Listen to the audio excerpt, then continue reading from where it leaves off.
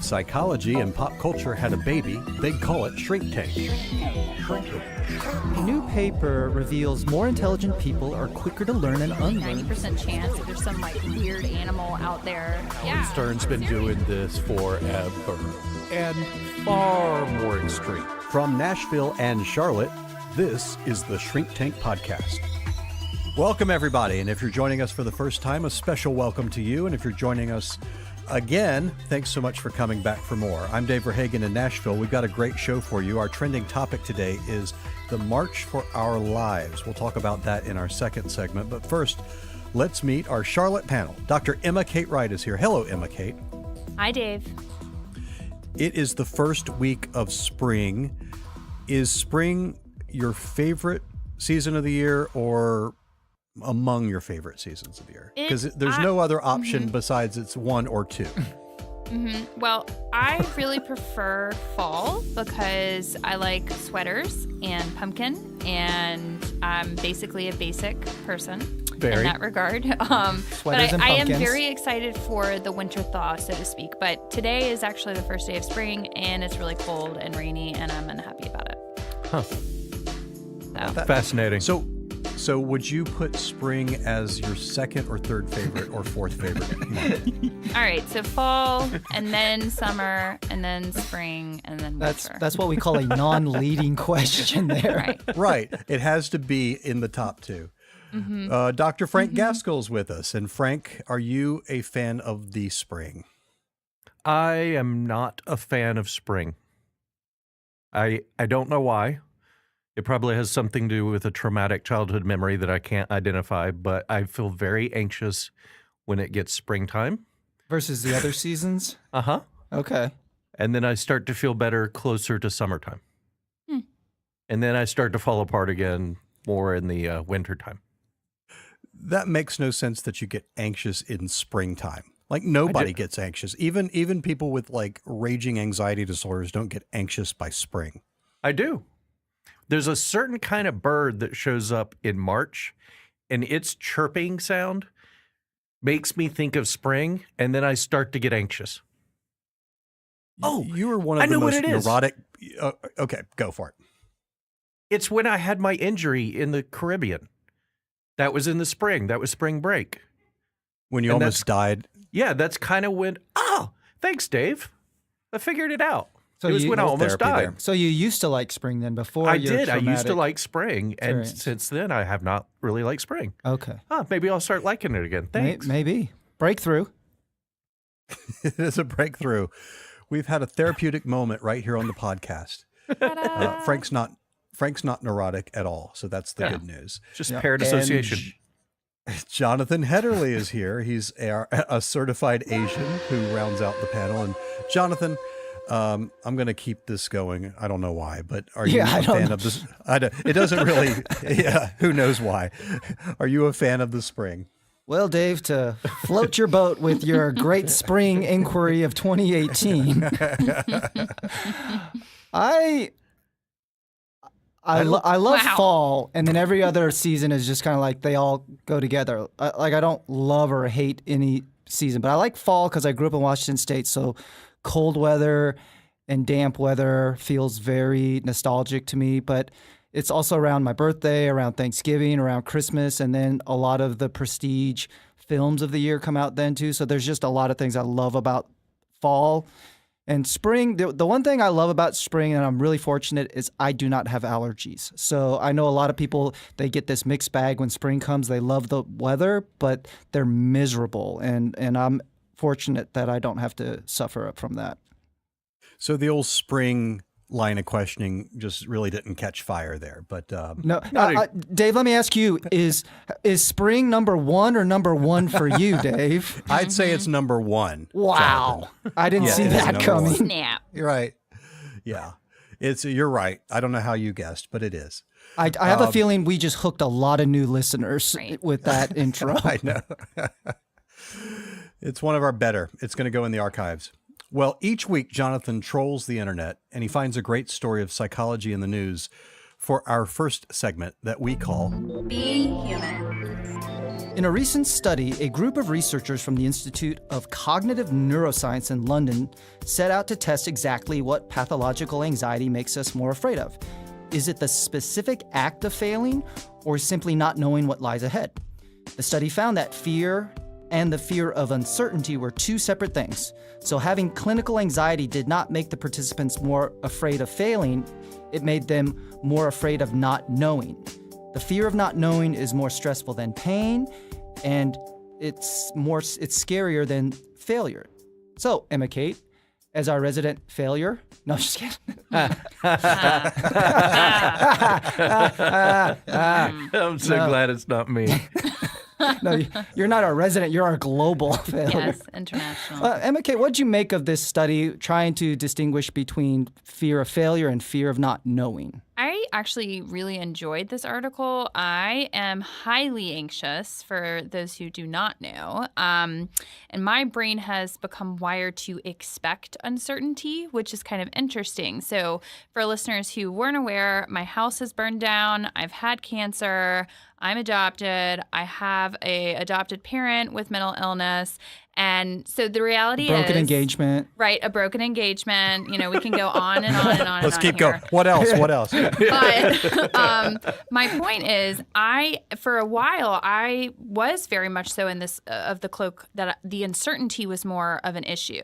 And then when I had my fire and I literally lost everything, I was like, okay. Like now I went to counseling, I got some therapy, and I was like, now I know that nothing is for sure. And so because I know that nothing is for sure, I am less anxious for the most part. Except when it comes to earthquakes. Right. Because that happened once too, as I was being told that I had an anxiety disorder, maybe a little issue there with an earthquake over things I can't control. And So she ran from the session. And then I ran away. It was awful. Like literally the couch in the room started shaking and I was like, is the couch moving? And then all of a sudden everything in the room started swaying and it's like, we're having an earthquake. And I was like, great, another thing I can't control. So I really like this article, though, to bring it back. And I love the advice that they gave, too, about trying to list as many positive outcomes as you can to prevent overestimating negative, and then also thinking about that worst-case scenario. This is something that is a really great plan to kind of say, okay, what is the absolute worst thing that could happen, and how would you deal with it? What would you do? So I like this article a lot. I liked it, too. And it also helped me understand why I get less anxious as the week progresses. Because I tend to try not to check email and do work on the weekends. And then I come back on Monday and I'm afraid to open my email. Because I'm freaked out by how many there will be, what am I going to have to do, what's going to happen. And the longer I avoid opening my email, the more anxious I get. So now I've decided to start checking my email the first thing on Mondays. I'm glad I said all of that to you. Thank you. Good story. Tell it again. I will give you a great story that I believe this is 100% true, because the very first year I was in practice, I was seeing this guy. He was about 17 years old, and he came in because he was worried, terrified that his father was going to die. And he was very, very anxious about it. And I was like, is your dad sick? No.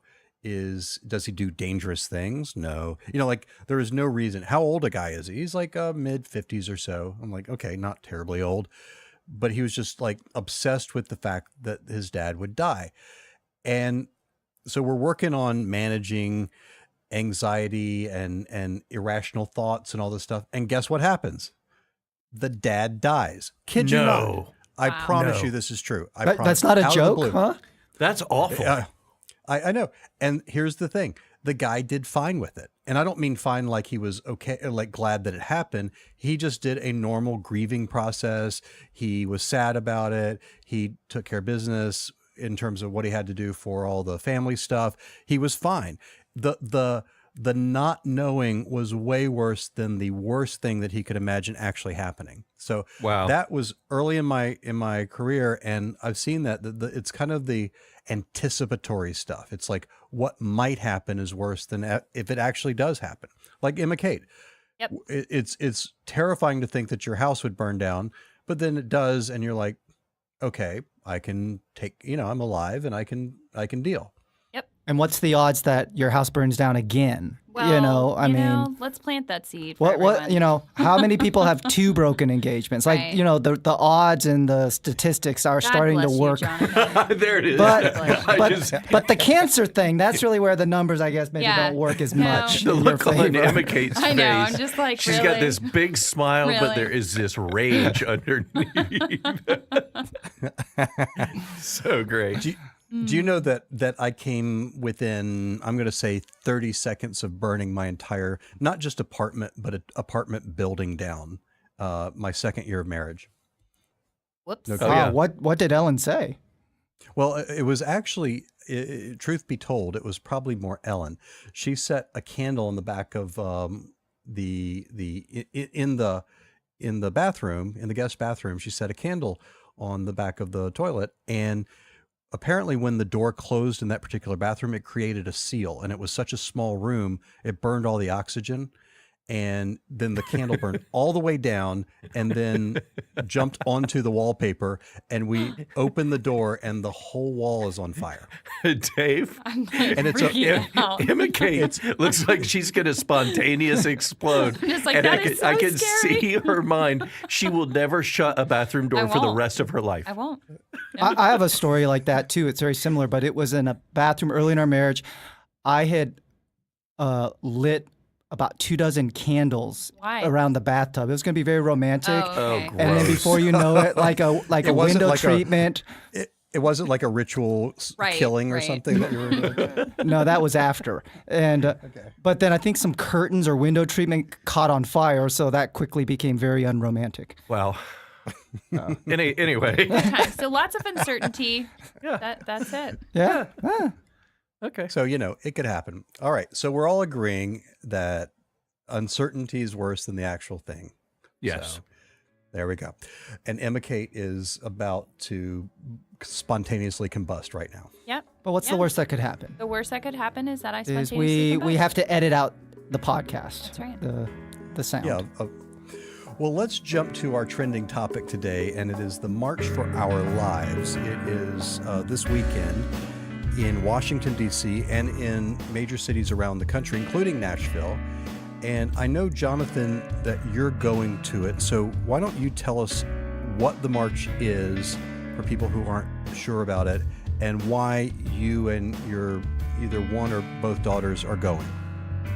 Sure. So March for Our Lives is really it's a movement, it's a march, it's a protest that really has been spurred on by the surviving students of the Marjory, Stoneman, Douglas High School in Parkland, Florida. And they're estimating, or at least Washington, D.C. is preparing for about 500,000 people to be there this Saturday. And it really is about showing up and making a statement that the American public is demanding sensible gun reform and gun control and safety for our students. And my oldest daughter, who is a freshman, she and I are attending, and when we found out that there was going to be a march here in Charlotte, we gave her the option: would you like to attend that one and be a part of it with your friends versus travel all the way up to D.C. with your dad? But she really wanted to be a part of the one in D.C. where some of the Parkland survivors are going to be there. She really wanted to be able to say that she made that trek and that effort to be a part of something large scale. That's So, awesome. Jonathan, have you ever been part of a major march or movement like this? I really haven't. I mean, the last couple of years, I remember when Black Lives Matters and there was even protests here in Charlotte. I was more of just a passive supporter. Like, I really supported and appreciated the cause, but at that time, I never really even contemplated being a part of that. And then when last year the Women's March happened and there was one here in Charlotte, I remember the morning of, Julie and I, we were like, this is a really cool thing. We should be a part of it. Let's see if the girls want to. But without really much advance notice, on a Saturday morning, they were like, no. And then, later on in the day or the next day, they're like, we were all like, we really needed to have been a part of that. And so I think all of the stuff that's happening in our nation really has just awoken within us this need to not be on the sidelines with some of these major social movements and to be able to say we're a part of it, we have a position, and we're taking a stand. Yeah, and you actually, not only were you part of those two, but I remember when you went to it was less of a march and more of a rally where you went to support Trump. That's right. That actually is true. That did happen, folks. I created a hashtag Asians for Trump, and I made some T-shirts that had pictures of Asians or Donald Trump as one of the Titans from Attack on Titan, and went undercover and saw a bunch of things that I thought at the time were humorous, because at the time I thought there's no chance that Donald Trump will be elected president. And lo and behold, I really don't mention that much anymore because it really has lost the humor behind it. Not as Still funny. pretty funny. No, it's funny. It's pretty funny. Frank, I assume you've never been to a march. I have watched a marching band once. And even that terrified you, I'm sure. I went to a marching band competition as well. Yeah. Did you ever go to a Promise Keepers or a Focus on the Family type of like movement, or Not exactly. White Lives Matter? Yeah. White Lives Matter. White Lives Matter. Wow. I bet you, Emma Kate, I could see you at a march. Have you done one? I have not done a march, but I've done protesting. So I went to the College of Charleston and actually lived literally one block over from the Emmanuel Church that was that had a bunch of individuals pass away from a shooter. And I was in grad school at the time, though, in Columbia, South Carolina. And the shooter for the Emmanuel Church shooting, he was a big advocate of the Confederate flag, white supremacy. It was an African-American predominant church. And I really felt strongly that the state capitol should no longer be flying the Confederate flag in Columbia. And so myself and other students, we absolutely were there protesting. And I felt really good about taking action. I felt like it was the right thing to do.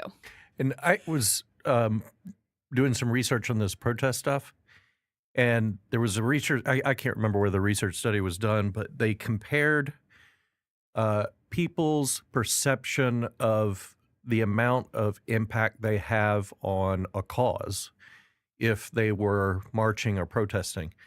And what they found was that people who just sort of march and protest locally really don't change much about the movement. And people who are violent in their protests actually promote the other side. So when people were very violent in Richmond, it was Richmond, right? Charlottesville. Charlottesville.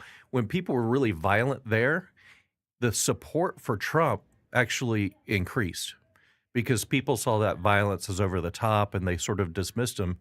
But with the Women's March, you were able to get so many hundreds of thousands of people together that actually had an impact. So they found that violent protest doesn't help, but massive numbers of protests is really how to get it done. But it's just really hard to do.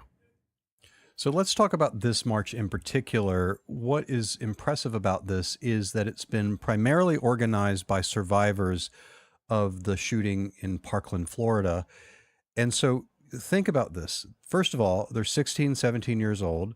Second, they've just gone through a horrific event where they've had people that they know who are shot. They've hidden in closets and classrooms to avoid being shot themselves. They've seen the violence of it in many cases. And third, they've had to do this in a month's time while they're still students in high school. And yet we're going to see this massive march happening not only in Washington, but in Nashville, Charlotte, Memphis, all over. I mean, all around the country. That's remarkable. I don't think I've ever seen anything like that in my life with that speed and with that efficiency. So here's the question. How do you think that they were able to pull that off? To me, it feels a lot like post-traumatic growth. I mean, they've gone through this really horrific event, and it's shaped and impacted, their beliefs, their values, who they want to spend time with, what they're going to stand for.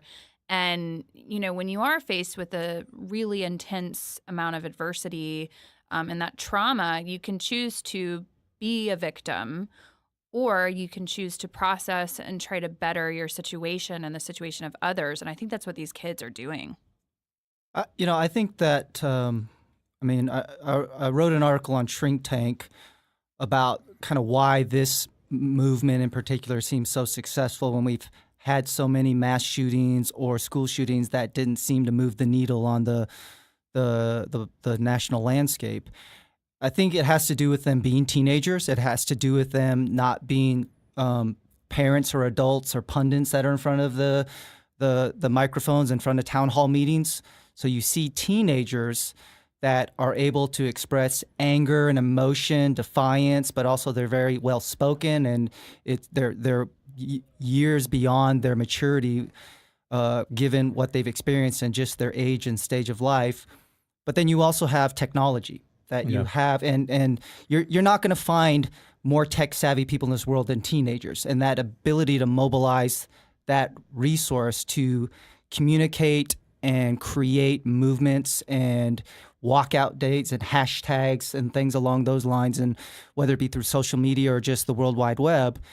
And then the last is that and I don't mean this, well, actually there's two more things. One is it's not riding on the coattails, but with the Black Lives Matter, with the Women's March, with Me Too or Time's Up, they're able to learn from recent movements and marches on how to mobilize. So I think they have that ability. There's a template that they can follow. And the last is that I think in some ways there's a defined opposition, the NRA and government officials. And I think that has helped because we can put a face to either what we feel like the problem is or what the solution is.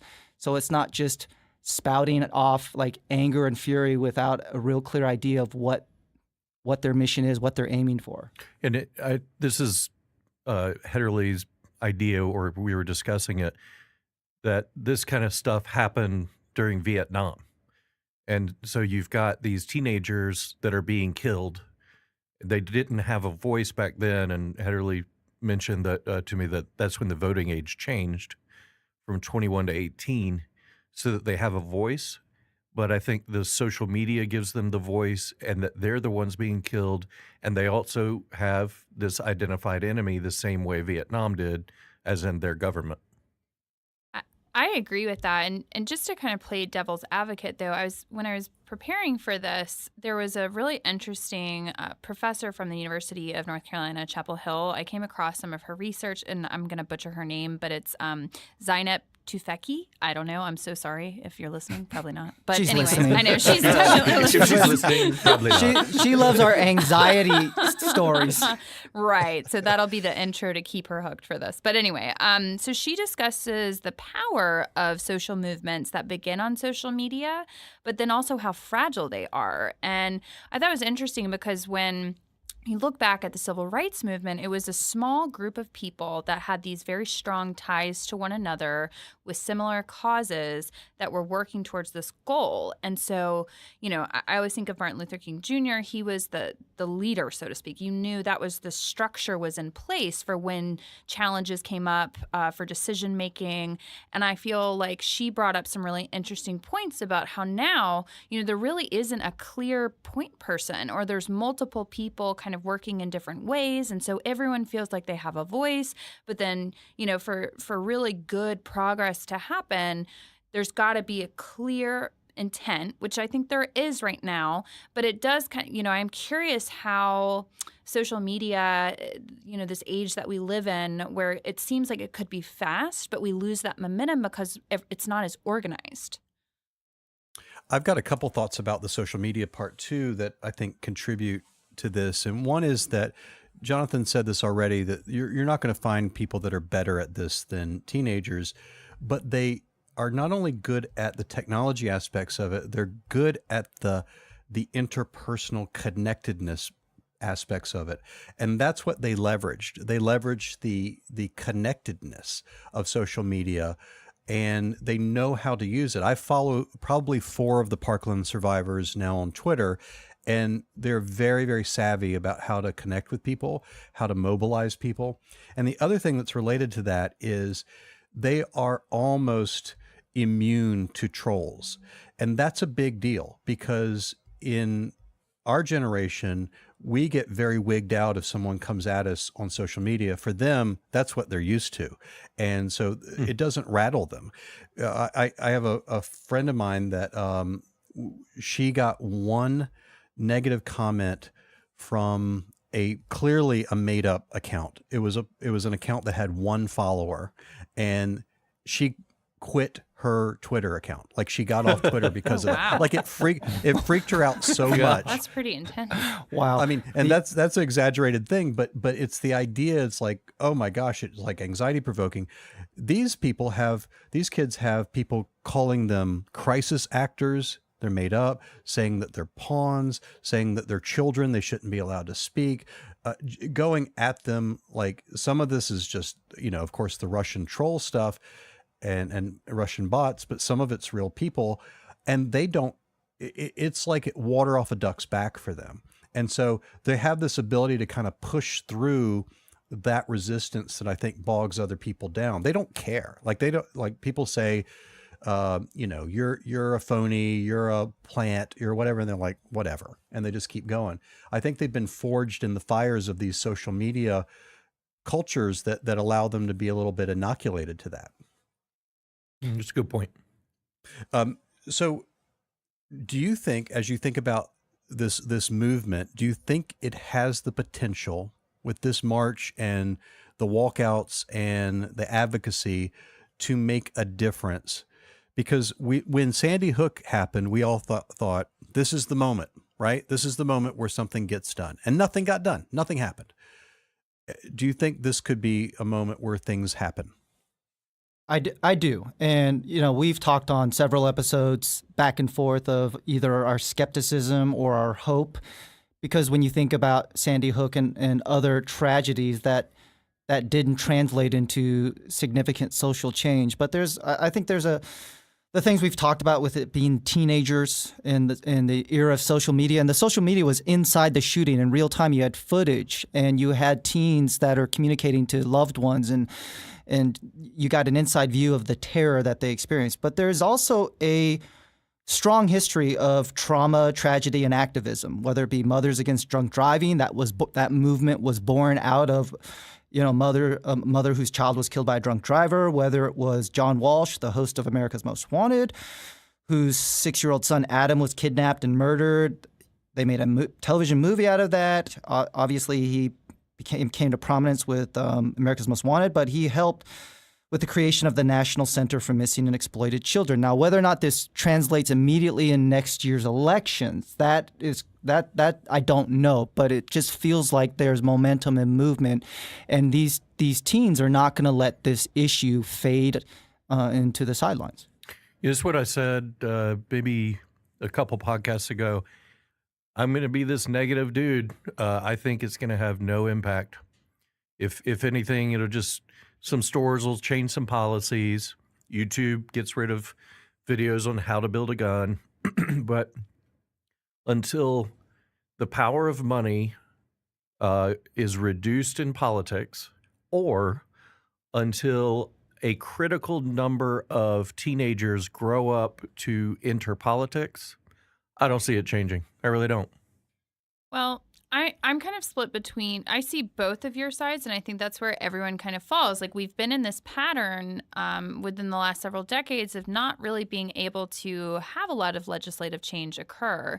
But my hope is that we are finally at this tipping point where kids are being heard, and they were there, they witnessed it, and everyone's fed up with it. And so I'm going to lean more towards that positive side, where I think we are at this place where these kids are not going to stop. I mean, these kids are amazing. They're empowered. They want to make a difference, and I think they will. Well, I also am interested to see, because I have a feeling that the pressure that is mounting against the NRA is that they actually might be guilty of a lot of self-inflicted wounds, because they are not handling this public crisis well. I think they're doubling down on their extremism in a lot of ways, which you're starting to hear a lot of people say, I'm for the Second Amendment, but the NRA and their rigid policies is really what is polluting the debate. It's getting people off task. And so sensible gun reform, I think, is something most Americans can get behind. Absolutely. I think this might be a tipping point. I don't think everything's going to change, but I think a lot's going to change. The reason I think that are twofold. One is we've already seen Florida, which if Florida's state legislature can bend on this, almost anywhere has the potential. They've bent a little bit, and we see the movement toward there's going to be a midterm election where it's going to be ugly for the Republicans, and I think people are going to freak. And because of that, I think they're going to be willing to make some common sense moves where they weren't before. And like Emma Kate said, these kids aren't going to give up. They're not going to stop. And so they've got the ability to keep this in the forefront so it doesn't become a back burner story. I've got one more thing to say that I'm going to propose, and I've actually written a piece on this. You know how we always name a generation? We have a generation name, like we have the baby boomers, Gen X, the millennials. We've really struggled to come up with the name for this generation. These are the people that are born now. This group of kids leading this charge is really at the end of they're the senior members of this generation now. So it's that age kid from about 17, 18 on down. And I think a name that could stick would be the Parkland generation, not just because of the event, but because of what it represents, that this is a tenacious group of kids. They're social media savvy, they're connected, they are smart, they don't give up. I think a name that may stick is the Parkland generation. So time will tell. All right. We're gonna shift over to our final segment that we call our doctor's orders, and these are things that we're personally enjoying in popular culture. And Frank, do you have something for us? I do. So there's a video game that apparently the entire universe is playing called Fortnite. And I've watched my son and my daughter play it. They're obsessed with it. And I sort of watch them and think, well, okay, that's interesting, but whatever. But then early this week, it came out on all operating systems for computers, iPads, iPhones. So I thought, well, I'll just download it. And then I got an invite to be able to play. And yeah, I have a significant problem. This game is so freaking great. And it's basically... I play it. Mm-hmm. You do? I started to play it too. You too? I'm not even a gamer. When did you start playing? I made Evan download it. It's been awesome. You've been keeping a secret. Yeah, I have. But it's Battle Royale, 100 people. It's either solo, squads, but it's just so fun to play with my son. It's like a combination of the Hunger Games and The Walking Dead. That's how I would describe it. And Minecraft. Yes. Yeah, it's super fun. All right, Emma Kate, do you have a recommendation for us? I do. So there is a really fantastic book called The Power of Habit by Charles Duhigg, and again, I don't know if I pronounced his name right. Anyway, but it's all about changing habits. And since I'm done with my exams and not quite licensure yet, but I'm trying to foster new positive habits. And so it's about figuring out what are the cues for different routines that you engage in and your rewards. And so it's really interesting read. And for those who are wanting to change habits, I'd check it out. And I've got a recommendation that I really love. Last week, John Oliver had a show that featured Mike Pence, and he just really went after Mike Pence. And one of the things that he did at the end of the show was that Mike Pence has this book coming out. It's a children's book about his pet bunny, the family's pet bunny called Marlon Bundo. And it's just about, Marlon Bundo's observation of a day in the life of the vice president. Well, at the end of the show, John Oliver announced that he had written, or his staff had written, another children's book called A Day in the Life of Marlon Bundo, and it is about two boy bunnies that get married. No. And it's illustrated, and it is, and so here's the punchline. It is the #1 best-selling book on Amazon right now. Stop it. It is outselling every other book. And so Did they I've present ordered it the to book. Pence? Did Yeah, they show I it to don't know. Pence? I don't know. It was a pop-up book. It's so funny. So anyway, I'll recommend you go on and get A Day in the Life of Marlon Bundo. It's a book on Amazon, and very, very funny. And they're donating all their proceeds to the Trevor Foundation or Trevor Fund and another organization that's a good cause. All right, that's going to do it for this edition of the Shrink Tank Podcast. You can check us out on shrinktank.com for great articles and videos. And you can also find links to our Doctor's Orders products that we just talked about, including A Day in the Life of Marlon Bundo. You can follow us on Twitter at @shrink_tank and like us on Facebook too. And for questions and comments, we hope you'll write us at feedback@shrinktank.com. Our producer and music composer is Sean Beck. For Emma Kate Wright, Jonathan Hedderly, and Frank Gaskell in Charlotte, I'm Dave Verhagen in Nashville. Tell all your friends about us and make it a great week.